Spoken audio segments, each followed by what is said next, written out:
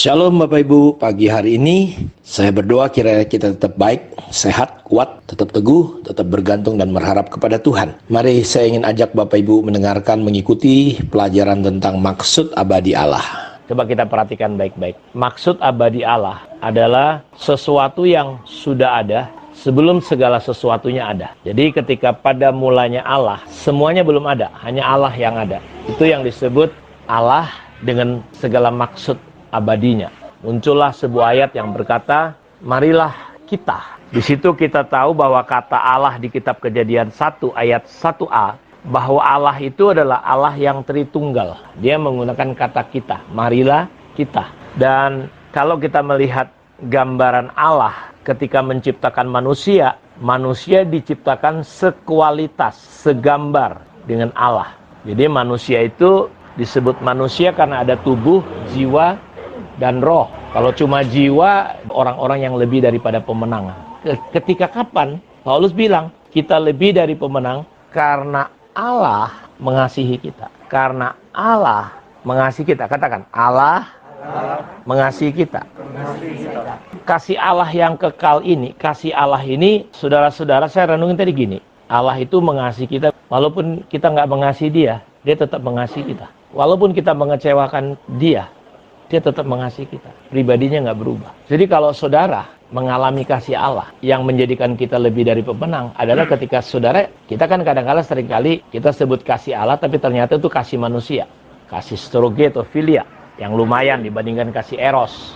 Tapi tetap kalau kita masih kecewa, berarti itu bukan kasih Allah. Itu kasih manusia. Kalau kita masih marah, kalau kita masih kepahitan, kalau kita ngambek, kita berhenti ngikut Tuhan karena ABCD, berarti selama ini kita mengiring Tuhan, bukan karena kita mengasihi Allah, tapi karena kita cuma tahu kasih Allah, lalu kita coba. Ternyata kasih yang kita gunakan bukan kasih Allah, kasih manusia. Buktinya apa? Buktinya kita tetap kecewa, kita padam, kita nggak semangat. Kasih Allah itu, saudara, biarpun kita jatuh dalam dosa, Allah tetap mengasihi kita, hatinya nggak berubah. Konsekuensinya kan bukan di Allah, di kita yang mengalami itu. Bukan Allah nggak sayang ya. Ketika kita misalnya mengalami kesakitan, itu konsekuensi dari dosa. Tapi hati Allah, kasih Allah nggak pernah berubah. Jadi kalau kita hidup mengasihi Allah, kita hidup dalam kasih Allah, saya mau beritahu kepada saudara, saudara udah bebas dari yang namanya perasaan-perasaan manusiawi. Selama itu masih ada, ya berarti kita belum sempurna kasih Allah dalam hidup kita. Makanya apa yang terjadi, kita masih takut. Kasih yang sempurna dari Allah melenyapkan setiap ketakutan kita. Selama kita masih takut, berarti kasihnya nggak sempurna di dalam hidup kita.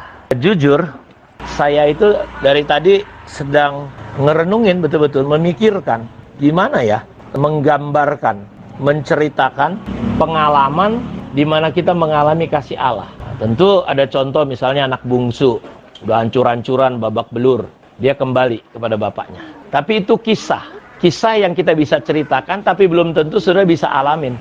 Secara pengetahuan, teori, saudara bisa cerita contohnya. Tapi yang saya ingin tuh gini, karena yang disebut Paulus kita bisa lebih daripada pemenang, ketika kita lebih daripada pemenang karena Allah mengasihi saya. Artinya, karena Allah mengasihi saya, pertanyaannya apakah saudara mengalami Allah mengasihi saudara? Ini penting sekali. Saya masih berdoa, masih dengan gampang, dengan mudah. Saudara juga mungkin perlu bertanya, apa sih Allah mengasihi saya? Secara di sini kita tahu, saya berdosa, Allah tetap tidak berubah. Saya bagaimanapun, Allah tetap tidak berubah. Saya bisa cerita dengan baik. Tapi saya nggak butuh cerita yang baik. Saya butuh cerita ini saya alamin. Sampai ketika Paulus ngalamin kasih Allah. Dan kalau kita nggak ngalamin, kita akan jadi orang Kristen yang teori. Orang Kristen yang bisa cerita tentang Tuhan, tentang firman Tuhan, tapi sebenarnya kita nggak memiliki kasih. Dan di situ kita disebut, kita tetap berada dalam kegelapan. Kalau kita nggak bisa mengasihi saudara kita. Terus, kalau kita nggak hidup dalam kasih ini, Efesus bilang gini, betapa dalamnya engkau telah jatuh. Kita disuruh bertobat.